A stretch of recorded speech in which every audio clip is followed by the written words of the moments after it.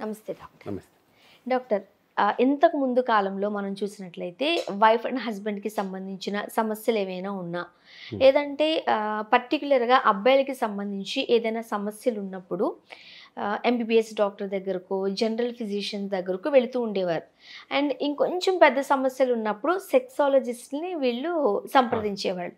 ఇంతకుముందు మనం చాలా బోర్డ్స్ కూడా చూసేవాళ్ళం. అండ్ ఒక ఇద్దరు ముగ్గురు డాక్టర్లు కూడా చాలా ఫెమిలియర్ అయ్యారు, రైట్? ఇదే పేరుతో, ఇదే డిగ్రీతో. బట్ ఒక 4-5 years నుంచి మనం ఆండ్రాలజీ డిపార్ట్మెంట్ అని, ఆండ్రాలజిస్ట్లు అని వింటూ ఉన్నాం. అసలు ఈ ఆండ్రాలజీ డిపార్ట్మెంట్లో ఏ ఏ సమస్యలు వస్తాయి? అంటే మంచి క్వశ్చన్ అడిగారమ్మా. ఇప్పుడు ఇంతకుముందు అంటే ఈ సెక్స్ సంబంధించిన సమస్యలు కానీ, పిల్లలు పుట్టకపోతే, మగవాళ్ళలో పిల్లలు పుట్టకపోతే ఉన్న ప్రాబ్లమ్స్ కానీ ట్రీట్ చేయడానికి ఒక డిపార్ట్మెంట్ అంటూ ఉండేది కాదు. అంటే యూరాలజిస్టులు ఒకవేళ స్పెర్మ్ కౌంట్ తక్కువగా ఉందంటే యూరాలజిస్ట్ దగ్గరికి వెళ్ళేవాళ్ళు, లేదా కొంతమంది గైనకాలజిస్టులే మగవాళ్ళకి ఒకవేళ స్పెర్మ్ కౌంట్ తక్కువ ఉందంటే ట్రీట్ చేసేసేవాళ్ళు. కానీ సెక్స్ సంబంధించిన సమస్యలు అయితే అవి ఓన్లీ సెక్సాలజిస్టులు చూసేవాళ్ళు. కానీ మనకు ఇండియాలో ఏంటంటే సెక్సాలజీ అని ఎక్కడ కోర్స్ లేదు, ఆ కోర్స్ అనేది లేదు వరల్డ్ వైడ్, ఇక్కడే కాదు వరల్డ్ వైడ్. ఇదేంటంటే ఎవరైనా సరే ఒక ఎంబీబీఎస్ డాక్టర్ కానీ, ఒక హోమియోపతి డాక్టర్ కానీ, ఎనీ డాక్టర్ ఆర్ కొంతమంది స్పెషలిస్టులు కానీ, డెర్మటాలజిస్టులు కానీ, లేకపోతే సైకియాట్రిస్టులు కానీ, వీళ్ళు ఏంటంటే ఈ ఫీల్డ్లో ఇంట్రెస్ట్ ఉన్నప్పుడు ఆ బ్రాంచ్ని తీసుకొని దాంట్లో కొంచెం ట్రైనింగ్ అయ్యి ఆ సెక్సాలజీ ప్రాక్టీస్ చేసేవాళ్ళు. సో సెక్సాలజీకి ఆండ్రాలజీకి డిఫరెన్స్ ఏంటంటే any doctor irrespective of their speciality ఈ సెక్స్ సమస్యల్ని ట్రీట్ చేయడానికి ఇంట్రెస్ట్ ఉంటే సెక్సాలజిస్ట్ అవ్వచ్చు. కానీ ఆండ్రాలజిస్ట్ అంటే ఏంటంటే యూరాలజీ అంటే బేసిక్గా surgical point of view, medical point of view రెండు కలిపి ట్రీట్ చేయగలిగే డిపార్ట్మెంట్ని ఆండ్రాలజీ అంటాం. ఆండ్రాలజీ అంటే ఎగ్జాక్ట్గా మనకు గైనకాలజీకి ఆపోజిట్. ఒక గైనకాలజిస్ట్కి మనం ఫీమేల్ ప్రాబ్లమ్స్ని చూసే డాక్టర్స్ గైనకాలజిస్ట్ అంటే, దీంట్లో మనము మేల్ ప్రాబ్లమ్స్ చూసే వాళ్ళని ఆండ్రాలజిస్ట్ అంటాం. ఈ ఆండ్రాలజిస్ట్ అనే వాళ్ళు ఏంటంటే మినిమం జనరల్ సర్జరీ, ఎంబీబీఎస్ తర్వాత ఒక 3 years జనరల్ సర్జరీ అయి ఉండాలి, తర్వాత ఒక 3 years యూరాలజీ ట్రైనింగ్ అయి ఉండాలి, ఆ తర్వాత యూరాలజీలోనే సబ్ స్పెషాలిటీది. సో దాన్ని మనం ఆండ్రాలజీ అంటాం. దీంట్లో ఏంటంటే మనం అన్ని సమస్యల్ని, అంటే ఈ డిపార్ట్మెంట్కి సంబంధించిన అన్ని సమస్యలు, అటు సైకలాజికల్ సమస్యల్ని, అటు హార్మోన్ సమస్యల్ని, అటు టెస్టికులర్ ప్రాబ్లమ్స్ని అన్నింటినీ ట్రీట్ చేయగలగాలి. దాన్ని ఆండ్రాలజీ అంటాం. కాకపోతే ఏంటంటే ఈ మధ్య ఈ ఫీల్డ్లో ప్యాషన్ ఉన్న వాళ్ళే వస్తారు. ఎందుకంటే కొంతమంది బోరింగ్ సబ్జెక్ట్ అనుకుంటారు. ఎందుకంటే యూరాలజిస్ట్కి, మేము యూరాలజిస్ట్గా ఉన్నప్పుడు ఏంటంటే కిడ్నీ స్టోన్ ఉందా బాబు, లేదా టాబ్లెట్స్ తీసుకో, లేకపోతే సర్జరీ చేయించేసుకో, అంతే, ఎక్కువ మాట్లాడేది అవసరం ఉండదు. ఇక్కడ అలా కాదు, కంటిన్యూస్గా మేము మాట్లాడాల్సి వస్తుంది. అంటే ఈ ప్రాబ్లమ్స్ ఉన్న వాళ్ళకి కానీ, సైకలాజికల్ ప్రాబ్లమ్స్ ఉన్న వాళ్ళని కానీ గంటల తరబడి మేము కౌన్సిలింగ్ ఇవ్వాల్సి వస్తుంది.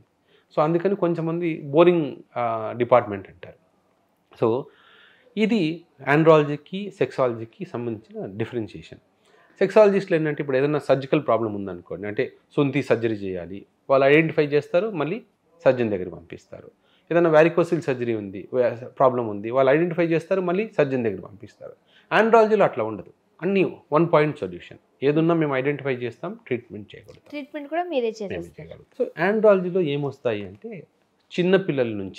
చిన్నపిల్లల్లో గ్రోత్ రిలేటెడ్ ప్రాబ్లమ్స్ ఉంటాయి. కొంతమంది పెనిస్ సైజ్ పెరగట్లేదనో, మైక్రో పెనిస్ అంటాము, కొంతమందికి టెస్టిస్ పెరగట్లేదని. ఇవన్నీ ఎప్పుడు వస్తాయంటే 10 to 14 years ఏజ్ గ్రూప్లో ఆ పేరెంట్స్ కంగారు పడిపోతుంటారు, సార్ మా వాళ్ళకి గ్రోత్ లేదని. ఆ ఏజ్ నుంచి జనరల్గా మా ట్రీట్మెంట్ స్టార్ట్ అవుతుంది. మేము పీడియాట్రిక్ ఎండోక్రైనాలజిస్టులు, పీడియాట్రిషియన్స్ మేము కలిపి ఆ ట్రీట్మెంట్ని చేస్తాం. సో ఇక్కడ ఏమవుతుంది అంటే ఆ గ్రోత్ని మిగతా వాళ్ళతో పాటు, అంటే ఆ మిగతా అదే ఏజ్ పిల్లలతో ఉన్న గ్రోత్ని మ్యాచ్ అవ్వడానికి మనం హార్మోనల్ ట్రీట్మెంట్ ఇస్తాం. ఆ ఏజ్ గ్రూప్ తర్వాత నెక్స్ట్ 14 to 18 years వచ్చే ప్రాబ్లమ్స్, అంటే పెనిస్లో గ్రోత్ లేకపోవడం కానీ, సెకండరీ సెక్షువల్ క్యారెక్టర్స్ అంటాం, అంటే మీసాలు సరిగా రాకపోవడము, గడ్డాలు సరిగా రాకపోవడము, అంటే యాక్సిలరీ హెయిర్ రాకపోవడము, ఇవన్నీ ఆ టీనేజ్లో వచ్చే ప్రాబ్లమ్స్. కొంతమందికి రావు. కొంతమంది అబ్బాయిలు చూసినా కూడా 20-25 yearsలో కూడా అసలు ఏమి ఒక 14 years అబ్బాయిలాగా ఉంటారు.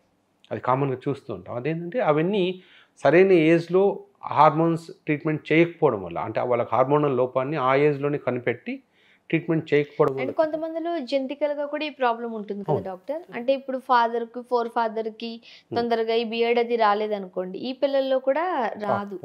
అది కూడా మనం డాక్టర్ని కన్సల్ట్ చేయాలా? అవసరం లేదమ్మా. అంటే అక్కడ ఏంటంటే జెనెటికల్గా వచ్చేది ఓన్లీ బియర్డ్ మాత్రమే ఉంటుంది. కొంతమందికి ఏంటంటే ముస్టాచ్, అంటే అసలు సెకండరీ సెక్షువల్ క్యారెక్టర్స్ అనేవి ఆ అబ్బాయి గొంతుతో సహా, అంటే బాయ్స్లో గొంతు వేరు, టీనేజ్ బాయ్స్లో ఉన్న గొంతు వేరు, పిచ్ మారుతుందంటాం కదా. 18 years తర్వాత వచ్చే అంటే మేల్ వాయిస్ వేరు. కొంతమంది ఆ వాయిస్ కూడా బ్రేక్ అవ్వదు. సో ఆ 20-25 years వచ్చినా కూడా చిన్నపిల్లలాగే మాట్లాడుతుంటారు. అదేంటంటే ఆ గ్రోత్ సరిగా లేకపోవడం వల్ల. అవన్నీ మేము ఆ స్టేజ్లో వచ్చేవన్నీ చూసుకుంటాం. తర్వాత ఇవన్నీ కాకుండా 18 years తర్వాత వచ్చే ప్రాబ్లమ్స్, అంటే ఇందాక అంటే జెనైటల్ రిలేటెడ్ ఇష్యూస్ అన్నీ, అంటే టెస్టిక్యులర్ పెయిన్స్ కానీ, టెస్టిక్యులర్ గ్రోత్ కానీ, మనం ఇందాక అన్నట్టు టెస్టిక్యులర్ ఇన్ఫెక్షన్స్, పీనైల్ ఇన్ఫెక్షన్స్, పెనిస్లో పెయిన్, పెనిస్ పైన ఫోర్ స్కిన్, అంటే సుంతి చేయాలన్నా టైట్ ఫోర్ స్కిన్ ఉన్నా, తర్వాత పిల్లలు పుట్టకపోవడం, అంటే టెస్టిక్యులర్ ఫంక్షన్ని, స్పెర్మ్ ప్రొడక్షన్ కానీ, అటు హార్మోన్ ప్రొడక్షన్స్ కానీ, ఇవన్నీ చూస్తాం.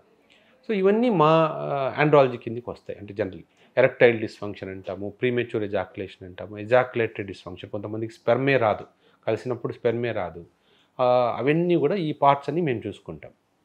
తర్వాత ఈ ఏజ్ దాటిన తర్వాత, అంటే పిల్లలు పుట్టిన ఏజ్ దాటేసి నార్మల్ మిగతావన్నీ ఫంక్షన్స్ అయిపోయిన తర్వాత ఓల్డ్ ఏజ్లో వచ్చే ప్రాస్టేట్ రిలేటెడ్ ఇష్యూస్ని, అది కూడా అంటే ప్రాస్టేట్ గ్రోత్ ఏదైనా ఉందా, అది 50+ ఏజ్ గ్రూప్లో వస్తుంది.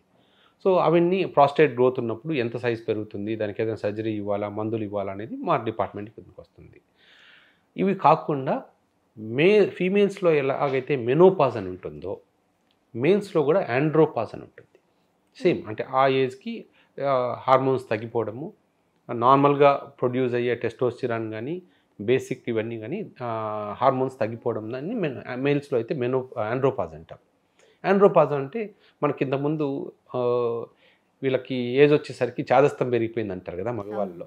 అదేంటంటే బేసిక్గా టెస్టోస్టిరాన్ డెఫిషియన్సీ ప్రాబ్లం అనమాట.